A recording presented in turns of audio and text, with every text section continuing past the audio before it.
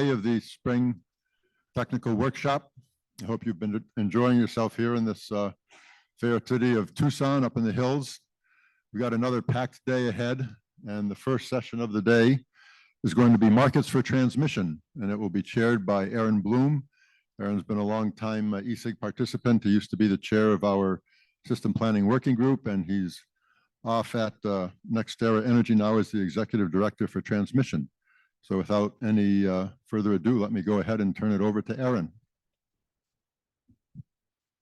Hey, everybody. It's great to be back here in Tucson. So we have a kind of a funny panel title for today, Markets for Transmission.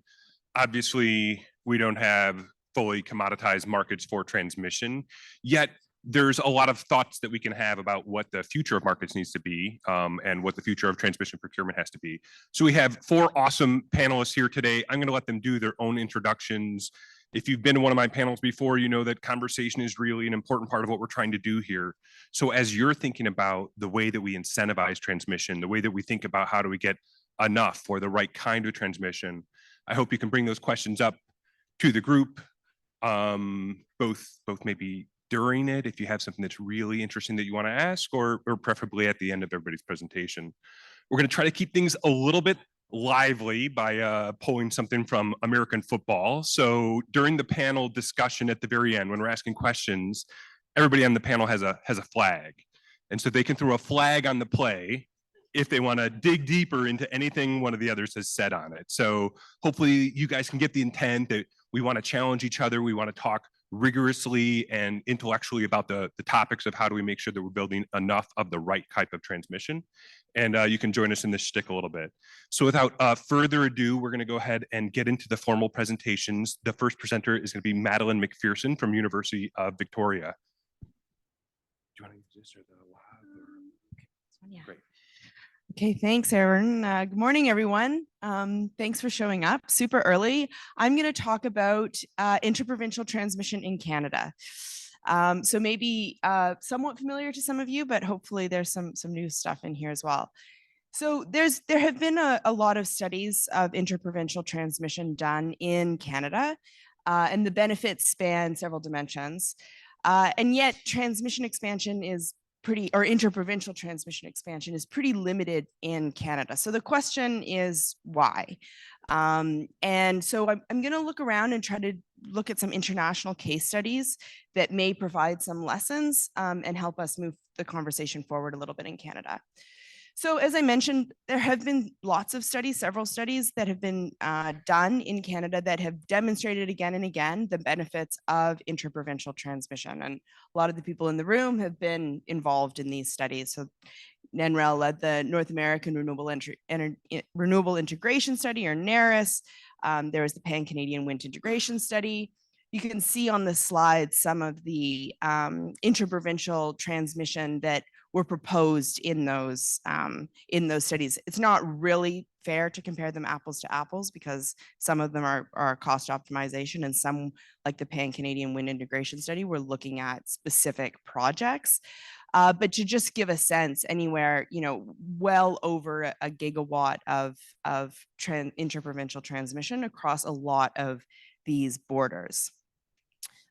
We recently completed a study that used ESIG's multi-benefit analysis for looking at some of the other benefits of transmission. So starting with our capacity expansion model, Copper, that did a cost optimal configuration of the power system, which we then used our production cost model, Silver, and NREL's resource adequacy tool, PRAS, to quantify sort of the six multi-benefit or the six benefits of transmission expansion. So the one we typically look at, production cost and emissions reductions benefits, but also getting into risk mitigation, resource adequacy, resilience, and of course, the reduced capital cost. So not surprisingly, we found, of course, that there's a lot of expansion that happens. We were specifically looking at two interprovincial ties, so two provincial pairs, provinces with a lot of hydro combined with provinces that currently have a lot of fossil, but have the potential for a lot of wind and solar. So these two provincial pairs are BC and Alberta, BC being hydro dominant, and Alberta have really good wind and solar resources, and Saskatchewan and Manitoba. Manitoba having really good, a lot of hydro, and Saskatchewan having a lot of wind and solar potential. So you can see on the slide, there's sort of the build out between now and 2050, adding about 2,400 megawatts on the BC Alberta intertie and adding about 1,500 megawatts on the Manitoba Saskatchewan intertie. So what we saw looking at the multi-benefits was that resource adequacy really dominated the benefits of transmission across these two interties. So this is really reducing the loss of load expectation. We also have the reduction in capital cost savings, and this is really being able to access better resources, smoothing the demand peak to some extent, and also reducing the amount of capacity that you have to keep on the paired system to meet some of the constraints, the planning constraints. So you can see there, billions of dollars of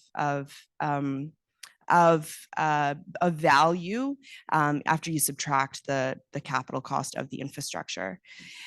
And yet procurement is really limited in Canada. It's not zero. I'll show some projects that are happening or that have happened in Canada, but it's really limited. It's nowhere near those kind of gigawatt size interties that a lot of the analyses have sort of shown to be beneficial over many years. And so the question is why, right? I think one of the issues is we have provincial jurisdiction over energy. This is actually in our constitution.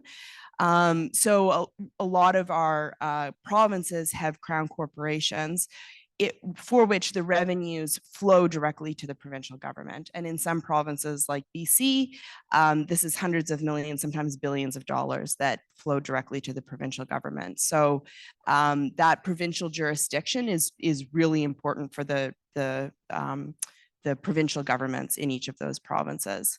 There's also a big regulatory mismatch and market structure between the provinces, and we'll take a look at that in a sec. There's also economic barriers. So you can't access new customers in neighboring provinces. And of course, the political barriers that I think we're all pretty familiar with, keeping jobs local, huge amount of political rivalries, especially between some of these provincial pairs, really seeing the provincial utilities as champions. So a lot of political barriers. There's also a lack of leadership, I think, in the power sector planning in general. It's always nice to come to these meetings and be in the States. The level of conversation going on here, the amount of innovative ideas that are being tossed around in rooms like this in the States and in Europe it's not really the conversation we're having in Canada. I think there's a lack of centralized discourse, and there's also a lack of innovative discourse in Canada that's really slowing us down. And of course, there's all of the local concerns about from citizens about having transmission being built in their backyard. So this regulatory mismatch, though, is kind of what I want to focus on, this reality that we have a combination of different regulatory structures in the provinces. So they generally fall into one of three categories across our 10 provinces. We have vertically integrated crown corporations with little to no competition. We have vertically integrated private companies that do have a little bit of competition. And then we have a couple of provinces that do have unbundled electricity sectors with open and wholesale retail competition. So in that first category, we've got 6 provinces, and importantly, the 3 provinces that have a lot of hydro, so BC, Manitoba, and Quebec, are still vertically integrated crown corporations with little to no competition. So what this means from an ownership perspective is that the provincial government owns and dominates the electricity system, and there's a high degree of vertical integration. So ownership is not unbundled between transmission, operation, distribution, retail, generation. It's also not operated as separate entities. So the politics in these provinces tend to be that the utilities they're not independent. They're very much influenced by other political priorities, such as regional development or economic support for industries. And as I mentioned before, those crown corporations that are earning revenues have those revenues going back to the provincial government. And so they're generally popular, both for citizens and for the government because of that flow of money, among other things. The second sort of category is vertically integrated private companies with some degree of competition. So the main province here is Nova Scotia, single investor-owned company that's responsible for the electricity sector. It is, of course, regulated by the utility board. And this is actually under a fair amount of, potentially a fair amount of scrutiny and restructuring right now. Recently formed Clean Energy Solutions Task Force was established. And one of their big recommendations right now is setting up an independent system operator and standalone energy regulator. So this could be a province to watch as far as regulatory change in the next few years. And then the third category is a more unbundled electricity sector. The main example here is Alberta, and there's also Ontario fits into this category to some extent, where we have generation and investor. Generation is owned by investors and in some cases municipalities. There's also still a crown corporation operating in Ontario, and the transmission assets are mostly owned by investor-owned companies. So there's the politics in these provinces tend to be, in Ontario, there's a lot of talk about procurement and capacity shortfalls, although I just learned yesterday that might be switching now to a conversation more about energy shortfalls. And a lot of sort of outside the market procurement for things like storage, demand response, huge conversation about nuclear in Ontario. So there are some projects that have been built recently or that are currently under consideration in Canada. So New Brunswick and Nova Scotia are talking about a new transmission line that would increase the operational flexibility and reliability in Nova Scotia, which would really help them integrate renewables and phase out some of the fossil generation that is in that province. So this would be a new 345 kV line that would actually run parallel to the existing line. Engagement is ongoing and environmental assessments are ongoing, but construction is they're hoping for fall of 2024. We'll see. Ontario and Quebec just did an interesting thing, which is a new trade agreement between the two provinces. So Ontario is a summer peaking province. Quebec is a winter peaking province.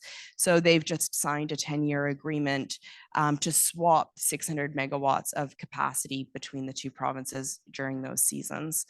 And the final one that just was built, energized in 2021, is the Bertel Transmission Project in Manitoba, which was built to the Saskatchewan border to transmit power to Saskatchewan. So there are projects going on in Canada. There's also some innovation happening. So Alberta just released a green paper on transmission that looked at, cost allocation, treatment of interties, a new sort of congestion policy. So a number of issues. It's a really good green paper, and it goes through a lot of topics that I think are important in the conversation right now. So this seemed like something that was maybe a little bit more innovative that came out of Alberta.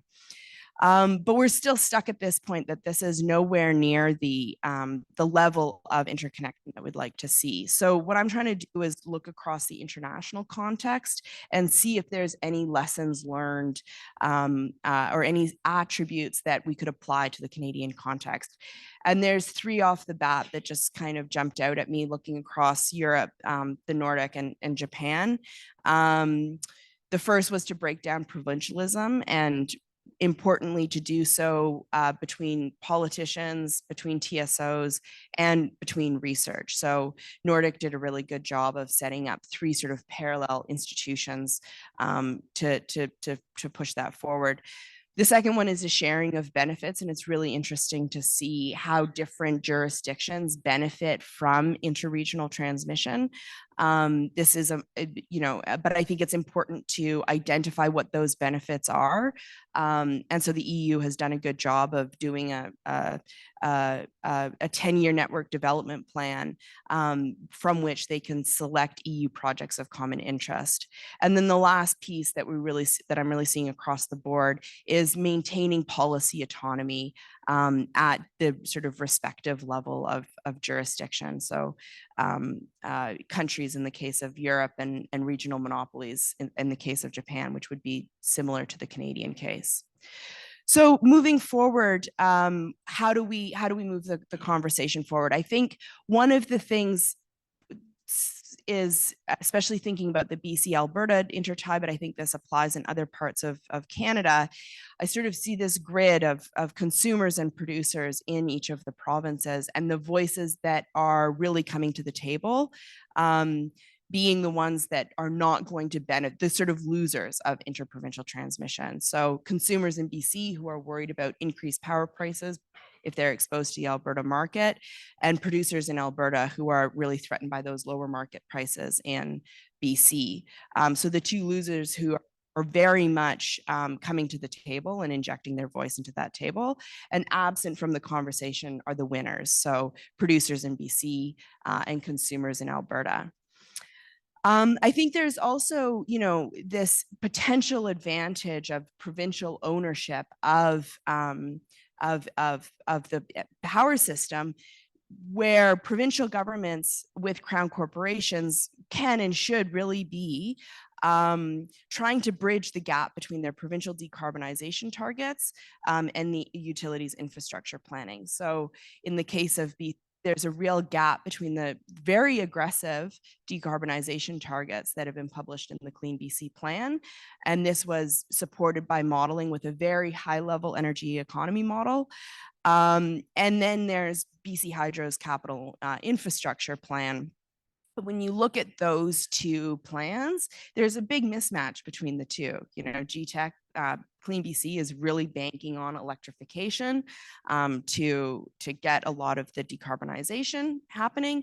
And we're not seeing that infrastructure being built in BC Hydro's capital plan. So not going to happen. And yet you have the same institution responsible for both, the government of BC. So this kind of bridging the gap between the targets and the infrastructure planning that are both conveniently, in this case, I think, housed under the same sort of jurisdiction. There's also a question about the role of the federal government in this process. So, currently the current process is more or less that provinces agree to pay development costs in their own province, like sort of up to the border. And then typically there's a long-term contract that's signed by the two provinces that's really necessary to get the investment. And so the question is, where could the federal government be in this? And I think looking at some of the examples from the Nordic example could be interesting there. So future work, I'm just sort of interested in continuing to do this kind of multi-benefit analysis and pull out some of these examples from structures that exist internationally that might be applicable in the Canadian context. Okay, that's all from me. Great. Thanks a lot, Madeleine. I think it was, I'm a big fan of showing the multi-benefits work in a bunch of different areas. So we have a standard way of talking about resources and finding out where those winners are, as you were saying. So, so that was really great. Thank you. Ross, I think we got to flick it on, but.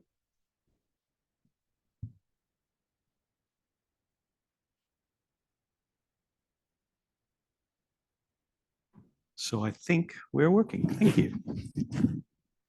Good morning, everybody. My name is Ross Baldick. I'm a emeritus professor at the Department of Electrical and Computer Engineering at UT Austin. I'd like to thank Aaron for his kindness in inviting me here, and also Charlie for facilitating it. I want to inject hopefully a little bit of controversy into today, maybe not, to investigate whether large-scale transmission expansion is likely in our path to decarbonization. And it's pretty clear that a lot of people have advocated. There are many proposals that advocate very significant increases in transmission to support decarbonization. And I want to ask a question, two questions, in fact. Is significant build out cost effective, particularly on new corridors? And is it even feasible? And spoiler alert, the answers that I'm going to come up with are somewhat negative on both, but I think fortunately there are some mitigating issues that can mitigate that problem. And then in the last part of the presentation, I'd like to explore the actual topic of the panel session, which is whether or not markets and market discipline could improve the prognosis. So, as I alluded a moment ago, there are several proposals for US decarbonization that imagine huge expansions of transmission. For example, there's an NREL study from 2022. It wants to triple the existing US transmission capacity. Jesse Jenkins finds that to take advantage of the IRA, we need a 40% expansion of the transmission system. And in a summary of various reports, the DOE concurs that we need to build a whole lot of transmission. Well, the reality is much of this, not all of it, much of it would require new corridors, new transmission corridors. And I'd like to pose the question, is significant build out of transmission on new corridors, we'll come to upgrading existing transmission in a minute, but I want to pose right now, is significant build out on new corridors cost effective? And the answer is, I think it's yes for particular regions that are particularly favorable. New Mexico, Texas, maybe areas in rural Canada. I think Madeleine's made a very strong argument that those sorts of expansions could be cost effective on new corridors and that we could see significant build out. And I think that's particularly true. I live in Texas at least some of the year. I don't like to be a Texas booster, but I think it's true that the ERCOT-CREZ, the Competitive Renewable Energy Zone transmission, was extraordinarily successful in building out a lot of transmission. There were a number of particular issues that contributed to that, and if at least some of those issues or features are present, then I think it's possible to imagine some large-scale build-out. But another sine qua non is that we have relatively limited negative externalities. And I think the problem is with a lot of other US sites, whereas the real cost of renewables has been decreasing. Charlie yesterday very nicely summarized that cost decrease over many years. In contrast, the real cost of transmission increases. And if we, as I would argue correctly, incorporate negative externalities of transmission. In other words, how much people hate transmission to be built in their backyard, and therefore how much compensation they need to put up with it. I think if we include those sort of externalities, we'll find that a lot of the proposals for huge build-outs would not be cost effective for their proposed transmission on new corridors. And this could either be because it simply blows out the cost, or because to ameliorate the negative externalities of building a transmission line next to my house or Aaron's house, we need to have significant undergrounding, which also drives up significantly the cost of transmission. But many of you probably disagree with me and think that transmission is cost effective. And I'll put it to you that even if you think it's true, it ain't going to get built. And why is that? Well, rapid increase to build out triple our transmission system over the next 20 years to decarbonize to 2050, okay? It's like blitzscaling. It's what the tech industry would say to take over the world, meaning you need a technology and a rollout that can be scaled up rapidly. The fundamental problem with transmission on new corridors is that it's a bespoke business. It isn't a blitzscale business. Each affected community has its own idiosyncratic concerns and requirements that have to be satisfied. And it's just very hard to believe that you can do that in a large-scale manner over a couple of decades to triple the existing capacity. Even the ERCOT-CREZ, which I cited a minute ago, involved individual accommodations for each community, for each landowner. And it took a lot of effort to do that, even though it was mostly on rural areas. I'll point out that the only parts of the original CREZ plan that didn't get built were the wires that were near my fellow environmentalists in Austin, because us NIMBYs didn't want the transmission near us, right? There was, for the lines that did get built, there was detailed rerouting to avoid particular viewscapes, and there was the use of monopoles. Lots of things that drive up the cost. And I'll just summarize by saying that blitzscale-like growth is simply not compatible with bespoke interaction with landowners and communities. Well, that's kind of a negative viewpoint. Are there any mitigating issues? Yes, I think there are. There's several issues that mitigate what I believe is the inability to build a huge amount of overhead transmission on new corridors. First of all, is that very reduction in renewable costs. That means that it is not as absolutely important anymore to get access to the best renewable sites. You don't want to build it necessarily in Germany where it doesn't, solar in Germany where it doesn't, there's not much sunshine, but it's not necessarily needed to build it to the very sunniest sites, right? My German colleagues aside, I'm talking about the US, of course. Furthermore, there's a lot of scope for reconductoring. There was a recent study, I think from University of California, Berkeley, that suggested much existing transmission could be uprated with reconductoring. That doesn't require nearly as much permitting, in many cases no permitting, and would enable greater access, greater transmission capacity from existing renewable sites.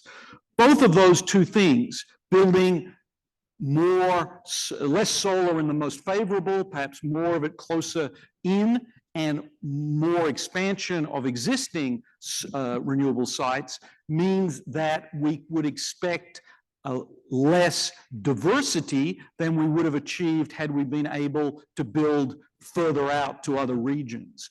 That is to say, both 1 and 2 will produce inherently a reduction in diversity. But another thing that Charlie mentioned yesterday, the reduction in costs of storage, is also coming to the rescue. The reduced cost of storage will tend to ameliorate the fact that lesser diversity means more times of glut and famine for electricity.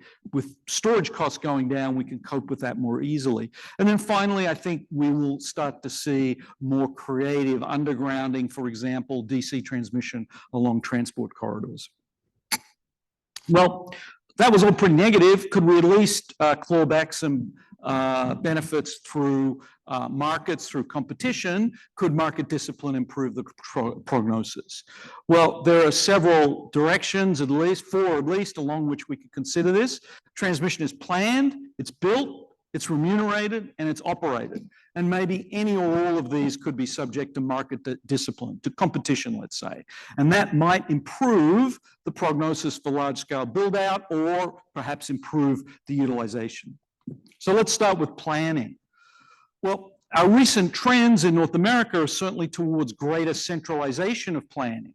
The RTOs facilitate, they even carry out regional planning.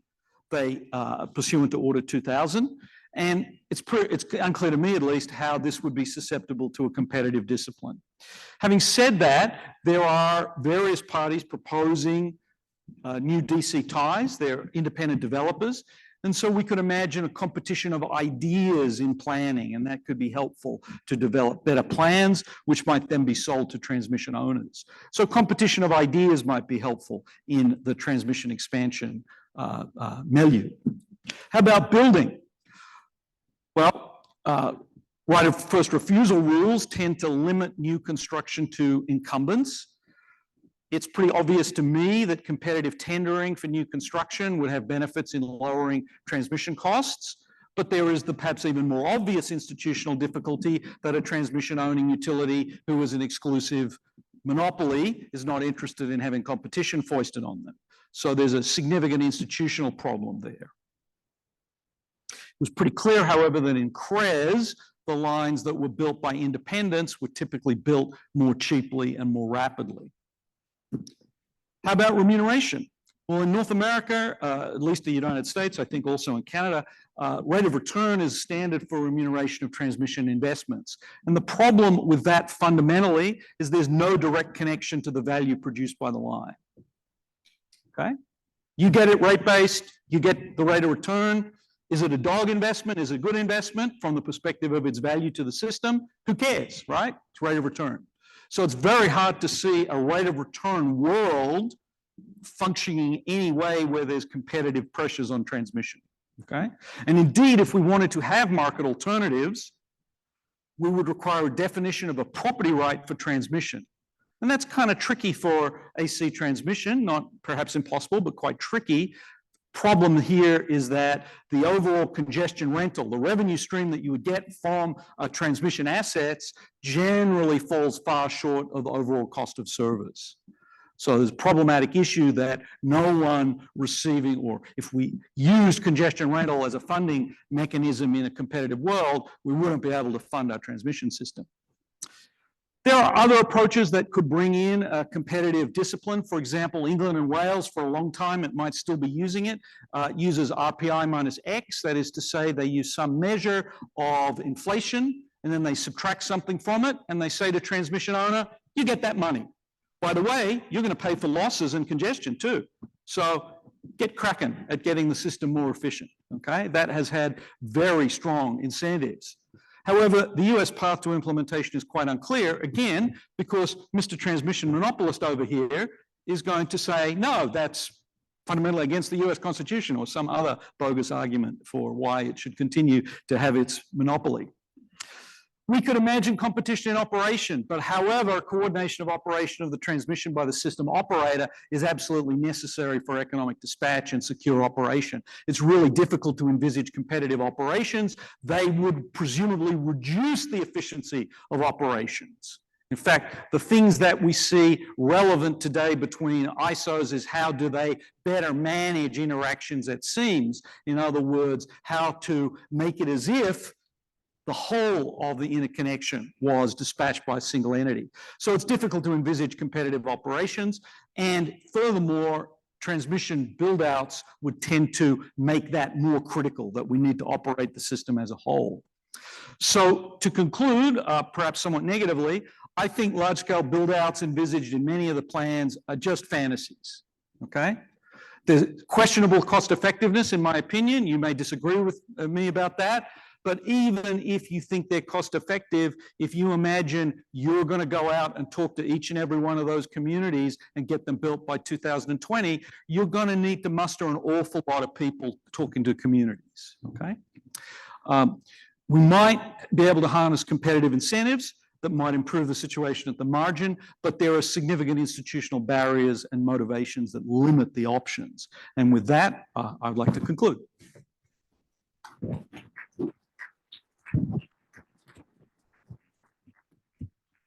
Ross, that was great to have the watch your step there. Yes. Thanks so much for that like counter view on what is the prognosis for transmission, and a couple of tips on like what we might change to get it moving in the right direction. Now we have Matt Christiansen, General Counsel from the Federal Energy Regulatory Commission. So take it away, Matt. Thank you, Aaron. So first of all, I wouldn't be a halfway decent general counsel if I didn't start with a disclaimer, which is that everything I'm saying today are my own thoughts. They're certainly not the thoughts of the commission, the commissioners, or commission staff. If I say something stupid, if I say something controversial, please attribute it to me and not my clients at the commission. I also was a management consultant for a few years before going to law school, so I have a deep and abiding hatred for PowerPoint. Nevertheless, we have to do slides, so I'm going to have just a few slides, and I'm going to go through them about as quickly as possible with as few words on the page as possible. I think Ross and I will have some back and forth probably when we do the question and answer session, so I won't sort of do refutation, but I will say I'm a transmission enthusiast. I think we need a lot more transmission if we're going to ensure reliability and affordability of the energy system with all the changes that we're going to see over the next 20, 30 years. And I also believe that we have systematically underinvested in transmission, and I believe the investments that we've made have been, not in all cases, but in many cases, the wrong types of investments, or at the very least suboptimal investments. At FERC, we are doing a lot right now to try and correct those two trends. What I want to do is sort of lay the foundation for the rest of our discussion by talking about what FERC is doing on a number of different fronts. And then we can have the back and forth about whether that makes sense, whether there are other things that we are doing, and whether there are other things that just sort of generally the country needs to do to reach the levels of transmission investment that I at least think are going to be necessary, again, to maintain reliability and affordability. So we have a number of generic proceedings open right now related to transmission planning. The biggest is our planning and cost allocation NOPR. I want to dive a little bit deeper into that in a minute, but for right now, I'll just say, I think this rule has the potential to be the most significant thing FERC has done since Order 888, or at the very least, the most significant rulemaking FERC has issued since Order 888, which was the most significant thing FERC has ever done, in my view. So at least the potential there is extremely high, but I want to come back to it and what we're proposing or what we have proposed in a minute. Because there are a number of other things I think are also very important to the sort of the landscape of what FERC is up to with respect to transmission. The other big NOPR is on backstop transmission siting. The vast majority of transmission in this country is sited by the states, and that's going to continue to be true. But Congress has given FERC a sliver of siting authority, and we have a NOPR out right now that would implement that authority. I'm happy to talk more about that when it comes. But I think the point that I would make, or what I should say when the discussion comes, the point that I would make is that I'm being told I'm not speaking loud enough, which has never really happened to me before, but I will try and rectify it. Suffice it to say, I think the backstop siting NOPR, again, it's not going to displace the say. What it may do, though, is help get a couple particularly challenging projects across the finish line. And I think it can also serve as a example for what best-in-class siting of linear permitting infrastructure looks like. FERC is very, very good at siting linear infrastructure. We site a lot of gas pipelines. We site a lot of facilities related to hydroelectric dams that have a linear infrastructure component. And the hope is that in addition to getting particular projects across the finish line, we can sort of serve as a model for how to do permitting of this type of infrastructure. I'll talk about it a bit more in the context of the planning and cost allocation NOPR. But FERC's overwhelming focus when it comes to transmission planning for the last 20 years has been on a regional basis, whether that's an RTO by RTO basis or outside RTOs and on a basis of a collection of utilities. I think that makes a lot of sense, and there are certainly good reasons for which FERC has focused on the region when it comes to planning transmission. But an inevitable consequence of that focus is that we have underdeveloped transmission along the seams between regions, just because that's not sort of the aperture that we have been looking at when it comes to identifying, selecting, and building transmission projects. If that's understandable, it's still a problem. So another of the major generic proceedings we have open is how we can address interregional transmission facilities. And there are obviously different ways in which you could go about that. The particular focus that we have at the moment at the Commission is what we're calling interregional transfer capacity, basically what infrastructure is needed to facilitate flows between regions, both on an economic rationale. There's obviously price arbitrage opportunities, but then I also think there's a very strong reliability rationale.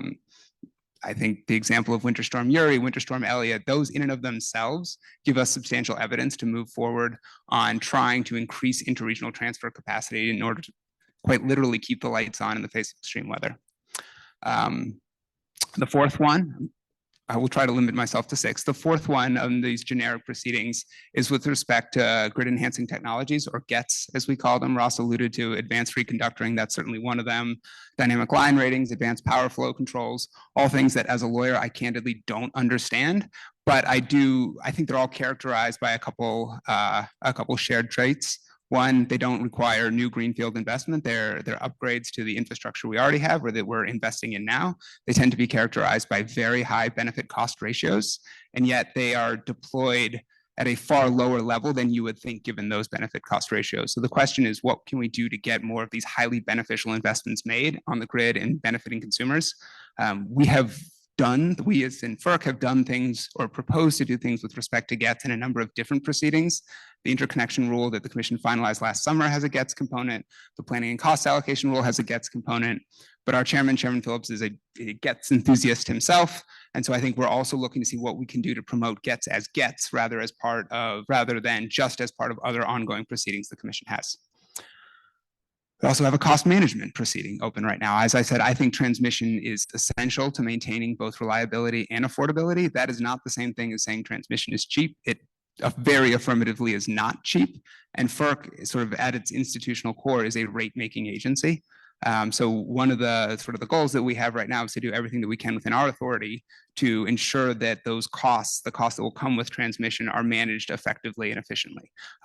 I like to point out that that is not the same thing as making sure the costs are as low as possible. There are investments that I do think need to be made that are above what a lowest cost option might be. So the goal is on cost management, not cost minimization. And then last but not least, for the purpose of this slide, our interconnection proceeding. As I mentioned, we finalized a rule on interconnection last summer. Last week, we issued a rehearing order affirming that rule. At FERC, we think of interconnection as a very different bucket from transmission planning, and I think that distinction is somewhat artificial. The amount of infrastructure that we build to interconnect new resources that looks a lot like transmission and that I think frankly should be planned through a transmission-like process is significant. We build billions of dollars a year of transmission infrastructure to interconnect new resources, and I worry that that's only going to continue as the full force of the IRA comes into effect and more state policies start to have their bite. I'm happy to talk more about 2023 if we get time in the question and answer, but I think it's an important, although it's been covered largely as a process rule, how can you speed up interconnection queues? I think it's an important infrastructure development rule too, insofar as it promotes the efficiency and the fairness in how those infrastructure investments are made in the form of network upgrades and other facilities that are necessary to bring new resources online. So let me go a little bit deeper on the planning and cost allocation rule with a quick time check. Okay. FERC has, as I said, for about 30 years, our focus has been on regions. When FERC issued Order 888, which sort of was the genesis of the idea of transmission planning separate from generation system planning, the functional unbundling that came with Order 888 created at least the need or the idea that transmission planning would be done separately.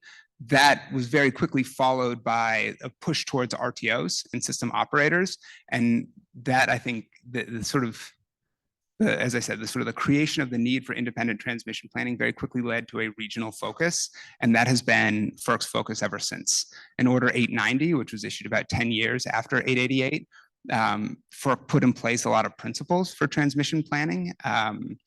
Openness, transparency, things that are sort of like motherhood and apple pie, things that no one could disagree with, but that didn't have a ton of bite.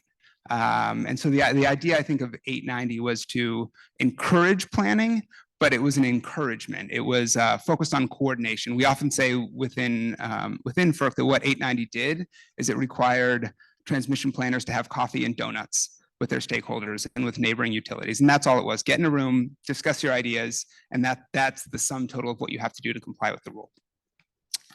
About 10 years ago, a little over 10 years ago now, the commission took the next step, what I think is the logical next step, with Order 1000, which was a much more prescriptive rule.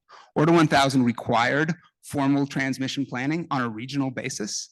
Order 1000 also required that planning include a reliability element, an economic element, and also a public policy element. And then Order 1000 prescribed certain minimum attributes that planning process needed to have. Those minimum attributes of the planning process were limited to regional planning. Order 1000 did some things with respect to interregional planning, but they were much more focused on the type of coordination that 890 required, getting together with your neighboring regions and discussing needs, than they were on the sort of prescriptive affirmative planning obligations that Order 1000 imposed for regional planning itself. I'm a believer that every PowerPoint needs to have one picture, so this is my one picture. These are the planning regions that exist in the country now to comply with Order 1000. I think it's my favorite picture that FERC has ever produced because I am sort of a proponent of regional planning as something that makes a lot of sense for FERC to do. But just that, enjoy the colors. So well, the last thing I want to touch on before we get to the discussion, at least for my part, is what we have proposed to do in the planning and cost allocation number. And as I said, I believe this rulemaking has the potential to be the most significant thing FERC has done since Order 888. And so the most significant thing we've done in nearly 30 years. And it's because of the next steps that the NOPR proposes to take with respect to regional planning. And the crux of it is the NOPR proposes a new requirement to do long-term regional planning and imposes a lot of what I believe are really significant advancements, or proposes to impose a lot of what I think are really significant advancements to that planning process. The first goes to a much broader consideration of benefits. I think we heard a very compelling case 30 minutes ago that transmission provides a ton of different benefits, and just looking at adjusted production cost or just looking at avoided reliability violations is going to paint a very incomplete picture of the benefits that that transmission facility can provide. So the rule sort of sought to include or cajole or do other things to have transmission planners look at a much broader suite of benefits when evaluating potential projects and whether to select those projects for cost allocation. The rule also envisions breaking down silos. As I said, Order 1000 contemplates a separate silo for reliability planning, a separate silo for economic planning and public policy planning. And certainly projects can check more than 2 of those boxes, and that can affect how the costs of those projects are allocated. But what this NOPR proposes to do is to say, actually, there's a single silo, and that single silo is multi-benefit, that you have to consider the reliability benefits, you have to consider the economic benefits of the projects. Notably, the proposal does not require considering public policy benefits of the projects, even though public policies are something that have to be considered in the scenarios, which I'll come to in a moment, that you look at when deciding whether to select projects. The benefits themselves are economic and reliability benefits, which I think is very consistent with FERC's role as a resource neutral regulator. As I said, scenario planning is another thing that the rule contemplates, and it proposes to be relatively prescriptive about what those scenarios have to include and to represent a realistic picture of different states of the world that the transmission infrastructure might eventually find itself in, so that planners can consider under, again, various realistic scenarios which projects make the most sense. A joke I used to have with my former boss, the previous chairman, is that everyone wants to talk about, well, almost everyone, respect Ross, almost everyone wants to talk about the need to build a lot more transmission. No one wants to pay for it. It's kind of like everyone wants to go to heaven, but no one wants to die. I think there's so you can put a map together with pretty lines on a page, but if you don't have a way of getting the costs of that project recovered, it's just going to be a map with pretty lines on a page. So this NOPR proposes a number of reforms around cost allocation, consistent with the cost causation principle, which is the overarching rule that applies to how FERC allocates costs. The idea that if you cause a cost, you should pay for it. If you benefit from an investment, you should pay a fair share. So we propose some reforms there. And then also quite significantly, propose ways to bring states into the cost allocation process more. As I mentioned, in the context of the backstop siting NOPR, states are going to continue to be the overwhelming entity that sites the vast majority of transmission in this infrastructure or transmission infrastructure in the country. So bringing them into the cost allocation process, which is where the rubber often meets the road, is I think critical to ensuring that the projects aren't just selected, but that they move forward and that they result in actual steel in the ground. And then last but not least for the NOPR, we also propose a number of, I think, really important enhancements regarding the transparency of the planning process, how planners consider the needs that they're trying to solve, how they look at potential solutions, and how entities have access to those planners to propose alternatives. To me, this sort of dovetails with the idea that transmission is really important, but that it isn't cheap. I don't think we're going to have either the political will or customers are going to be willing to pay the cost they will be asked to pay to finance the build out that I think we very much need, unless they have reason to believe that their funds are being spent wisely and prudently. So I think the the transparency components, which I think can understandably make people's eyes glaze over compared to the interesting scenario analysis, are actually critically important to ensuring not just that individual projects get built, but that the type of build out that I think we need over the course of the next 30 years actually happens without, for lack of a better term, a ratepayer revolt. So that's what we're proposing to do. I'm happy to talk more about any of those initiatives when the time comes, but I think I'll turn it back to Aaron.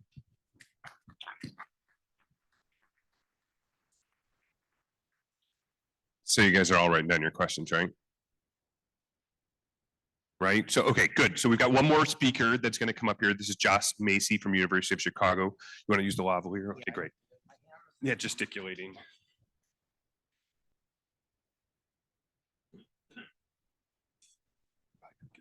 There we go. Can everybody hear me? A little bit? Okay. A couple preliminary things. First, I'm delighted to be here. I know not everyone likes lawyers. I'm a professor at the University of Chicago Law School, so apologies in advance for 2 of us. 2, it's sort of funny being up here with Matt. He's a former co-author of mine. And one of the things that I hope comes out of my talk is it's kind of amazing how much of an institutionalist he's become. Three, just a brief disclaimer, my views do not represent FERC's or the Department of Energy's, but I hope that they will someday. And finally, I just want to briefly respond. I'm not going to really go into detail about the points Ross made, but I take him to be making three main points. Transmission has externalities. I think that goes without saying. One question I have is externalities for thee, but not for me, is a sort of open question. Of course, we have means of considering externalities and we have to do so. The second point he made is transmission is expensive. I actually agree with that. It's enormously expensive. One of the things I hope will come out of my talk is we do a really stupid job building and paying for transmission, and we must do much better. And three, Ross also pointed to a bunch of absolutely terrible regulations. I'm going to go into those in some detail. We have an insane process for building and paying for transmission. And then the last point I'd like to make is we could do much better, and we could do much better without really rocking the boat legally. Under existing authority, FERC and DOE can do a great deal to centrally plan transmission, build it in a competitive way, and conduct competitive solicitations, and to do so in ways that deal with the sort of three Ps: paying, permitting, and planning. And I want to sort of walk through some of those ways, but one takeaway is I admire the current commission for doing a lot to reform existing processes, but those processes are quite troubled, and we should think about alternatives that are available to supplement them. So, you know, despite some comments earlier, there's no question that the United States needs to at least double, but possibly triple transmission to meet climate goals. Study after study corroborates this. It's not really a debate at this point. Transmission has all sorts of benefits. This doesn't mean it's not costly, but transmission increases the market for electricity. It can improve reliability when resource constrained zones can import power from areas with excess supply. And it is necessary to bring gigawatts of renewables online. One of the sort of myths about transmission, I think, is that we're not building enough. I don't know that this is a myth in this room, but we spend a shocking amount of money on transmission. We spend $26 billion a year on it. And what I'd like to walk through for the first part of my talk is that we spend money on all of the wrong kinds of transmission. So this is just a little graph, and what it shows is despite spending $26 billion a year on transmission, we build no large HVDC lines. Lines above 345 kVs are basically a tiny minority. This is just one of many charts one could show, showing that the vast majority of lines, this is PJM, but it applies everywhere, are built outside of the regional planning process. We spend in PJM, close to 80% of money does not go through regional, on transmission lines, does not go through regional planning. There's no competitive solicitation. It's built in what's called a supplemental process in which TOs use their own criteria and get formula rate. So again, Ross said, you get to just rate base or gold plate transmission investments, and that is a serious problem and one I'm concerned with. This is the same chart for ISO New England. So thesis number one, the US has a regulatory apparatus that's designed to do regional multi-value planning with competitive solicitations, and yet we've accidentally outsourced transmission planning to companies that have no incentive to build the kinds of lines necessary to meet ambitious decarbonization project goals. And we also have siting rules that reinforce incumbent favoritism. So there are, in my opinion, three reasons that that this occurs. The first is order number 1000 says the regional process must have competitive solicitations, but it has carve-outs for local projects. So unsurprisingly, in hindsight, if you are an incumbent transmission owner, you would much rather build lines when you don't need to compete with anyone. So incentive number one is you have two processes, and one avoids competition and the other has competition. The one with competition is the kind of line we need to build. TOs just like process number two.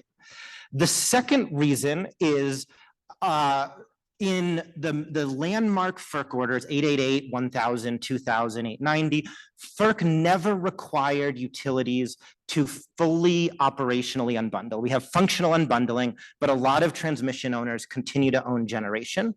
And when you build small local lines, you basically protect your generator's market power. So in addition to gold plating supplemental projects also allow incumbent transmission owners to keep sort of monopoly rents in their generating assets. And then the third reason is that there are these regulatory gaps that ensure that all of the wrong projects receive no regulatory scrutiny. So I'm going to very quickly go through these issues, and then I'm going to talk about how we can fix it without changing the law. I'm going to start going quickly because I want to get to solutions, but this slide just shows local projects don't need to go through competitive processes.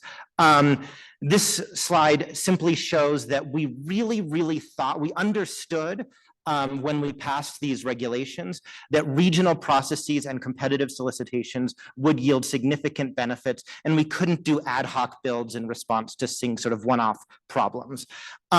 Yet here we are, and we have, and this just sort of highlights 90% of projects, I misquoted in PJM, do not go through the regional process. We have all these and tons of lines. Sort of one myth that you see, I think, is that siting is a huge problem for transmission. The sort of last problem I want to get to is that siting is only a problem for valuable transmission. These supplemental projects don't have siting problems. And the reason for that, and this is the last sort of problem I will get to, is that every state except for 2 has exemptions for the Certificate of Public Convenience and Necessity that says small projects or projects on existing right-of-ways do not need a Certificate of Public Convenience and Necessity. So what this means is that when I say 90% of projects in PJM do not get competitive solicitations, they're planned outside the regional process and they're small, those projects also don't even get review at the state level. And so we have incumbents that have financial incentives to build certain lines that are not in the public interest, and there's no regulator, no MATs in a position to scrutinize this. So I want to quickly go through some market power things, and then I'm going to get to solutions. Everyone has seen this map everywhere. I just want to show Entergy. It's, there are a couple of utilities I like to pick on. They're high on my list. And Entergy joins MISO in 2011, and it joins MISO to get out of a Department of Justice enforcement action alleging that Entergy was using control over its transmission assets to preference its generating units. And interestingly, Entergy conducts an internal study. The internal study shows that there are significantly more benefits to consumers if Entergy joins SPP. Geographically, that's unsurprising. So Entergy does what any rational person would do and joins MISO. Entergy joins MISO, and since then, MISO has essentially not built any multi-value projects. There's hope, but all of the new projects are in MISO North. And this sort of emphasizes how effectively transmission constraints can protect incumbents' market power. Entergy's had reliability crisis after reliability crisis because it couldn't import power from SPP or MISO North. Entergy's HHI index, which is a measure of market power, is over 4,000. To give you some sense, the Department of Justice thinks there's a market power concern when your HHI index is over 1,000. So the amount of market concentration in power markets in MISO South is just like almost unheard of. And here's how sort of the final illustration of how useful it is to have transmission congestion. In MTEP 2016, MISO excitedly announces it's going to build transmission connecting MISO North to MISO South, where Entergy operates. It finds very high benefit to cost ratio of 3 to 1, meaning for every dollar spent, there would be $3 in benefits. And then a year before the project goes forward, was expected to go forward, MISO announced that we can't do this, the benefit to cost ratio has changed. What actually changed is that Entergy announced it was going to build the St. Charles combined cycle gas turbine for $870 million. This reduced all of the this got rid of all of the reliability benefits of the interconnection from MISO North to MISO South. So the takeaway is Entergy preferred to build an $870 million power plant instead of building a $100 million transmission line. And so when thinking about the costs, I think it's important to understand this sort of complex system in which all of these moving parts operate. Quickly moving to the review or lack thereof of local projects. So Matt talked mostly about the process for building regional lines, the regional planning process. The process for building supplemental projects is transmission owners propose criteria, and it's basically, will you fall out of compliance with a NERC standard, or will the project lead to any future reliability violations? There's then a comment period, which in PJM is typically 10 days. And if no one objects, the project goes forward. So I pulled some recent comments from the full report of why supplemental projects need to be built. This is from a presentation about 6 months ago. And this is the entirety. This is just saying you need to have a meaningful opportunity to participate. This goes through what's called attachment M3 of the PJM tariff. Oopsie.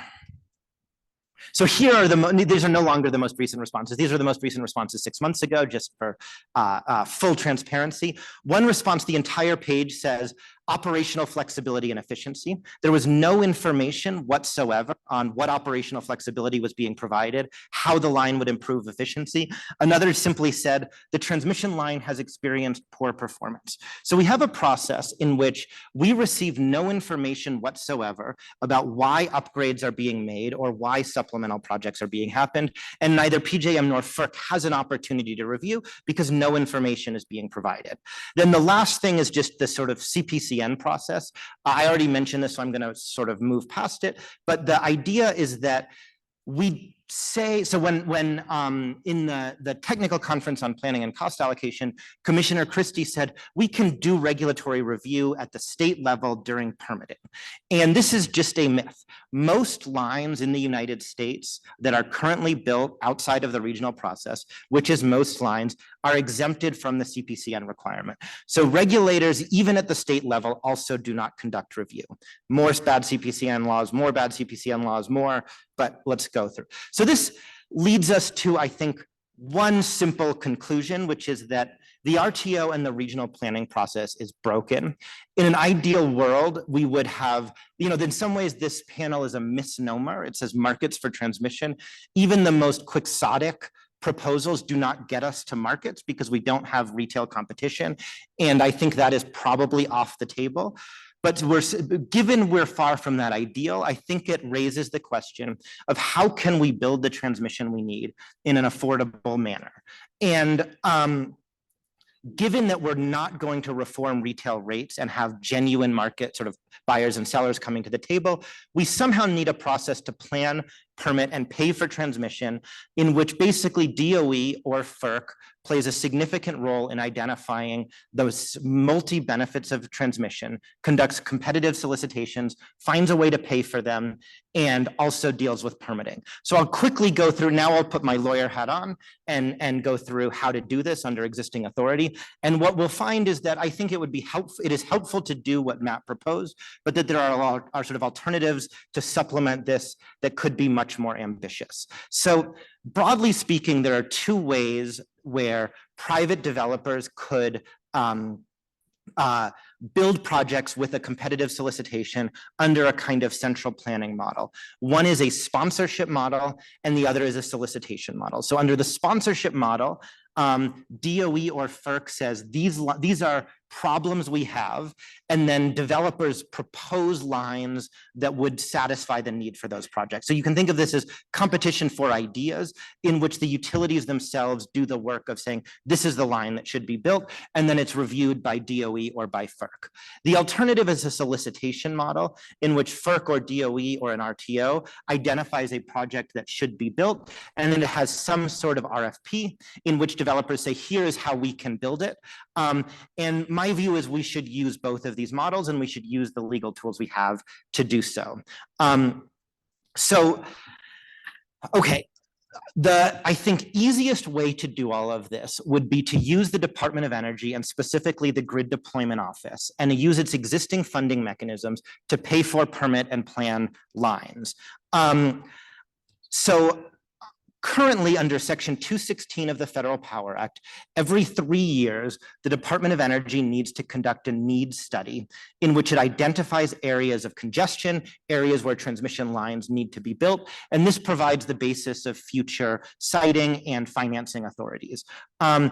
I think we should use the need study as a basis of for both the solicitation and the sponsorship model. And I also think, interestingly, that the DOE recently published a need study. It said we can't really say anything about the Southeast because the utilities in the South didn't give us any information.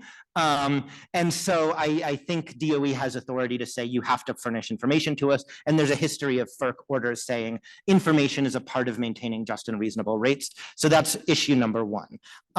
Second, once the need study has come out, the Department of Energy can designate NITCs, National Interest Electric Transmission Corridors. And NITCs are useful for 2 reasons. The first is that 1, some financing authorities are tied to the NITC designation. 2, FERC has backstop siting authority over NITCs. So if a state does not do citing for a NITC, FERC can step in and do so. And so Matt has talked about a NITC proposal, but what I think one option would be for DOE to say, developers can propose lines to us based on needs identified in the need study, and we will do a NITC designation. So historically, FERC has thought about, we will go and identify the NITCs, but it doesn't need to work that way. And so we should have a marketplace for ideas of what transmission is needed. Third, under Section 216B4 of the Federal Power Act, which was added in the Infrastructure Investment and Jobs Act, FERC is required to promulgate a rule doing cost recovery in NITCs. And so we should deal with the financing issue through NITCs. Third, the Infrastructure Investment and Jobs Act also, it has this weird thing where it says we meaning DOE, I don't work for DOE, but DOE can enter into public-private partnerships to build lines under its financing authorities. And the reason this is in the statute, in my opinion, is that under a very old statute called the Condemnation Act, when there's a public-private partnership, the agency can acquire the land and exercise eminent domain authority. And so that offers another way for the developer to do all of the planning and building, but DOE to step in to deal with any siting issues. So the current problem, essentially what I'm arguing is that DOE currently could create a supplemental process to the RTO model. And I think it should do this. The only problem is that DOE's financing authority is limited to about $2.5 billion. So thing number one is I hope that, but appropriations tend to be easier. But the second thing is that DOE does not need to hold each line it supports on its books forever. In fact, DOE has cost allocation authority under a provision added in the Infrastructure Investment and Jobs Act. That's a view of mine that I think is uncontroversial, but is not universally agreed upon. But even if I'm wrong there, FERC could work with DOE to do cost allocation for this lines, since FERC plainly has cost allocation authority. In fact, a circuit court recently said FERC is required to make reasonable efforts to match costs in a manner that is at least roughly commensurate with the benefits. So given that, you might think, for example, PJM's current process where it looks at benefits separately is plainly out of compliance with the Federal Power Act. But to the extent that FERC or DOE authorizes cost allocation for lines built in public-private partnerships, it could then sell the lines to third parties or to the developer directly, and then basically get the lines off of its books so it can go on with more financing authority. There are plenty of other things I hope FERC will consider. For example, under Section 219C, FERC can use an ROE adder for lines. I agree with Ross's point that cost allocate the revenue lines received should be based on the benefits they provide. I think the formulate rate process is not only stupid but probably illegal. But finally, I think FERC could also there's actually no reason that regional planning has to happen exclusively through RTO processes. That's sort of an accident of history. And so I would urge FERC, in addition to its regional planning rule to sort of also say, we have authority to do cost allocation. We have a need study which identifies problems. And so we urge developers to come to us and we will do direct cost allocation with you and maybe to work with DOE to do so in NITSEs so that they can have siting. The last thing I will say, and I'm sorry for speaking so long, is that I hope that in future planning rules that build on existing processes, the commission considers doing things like requiring regional planning to consider interregional transfer capacity, using an ROE adder for lines and other things that rightly align incentives with the actual benefits being provided.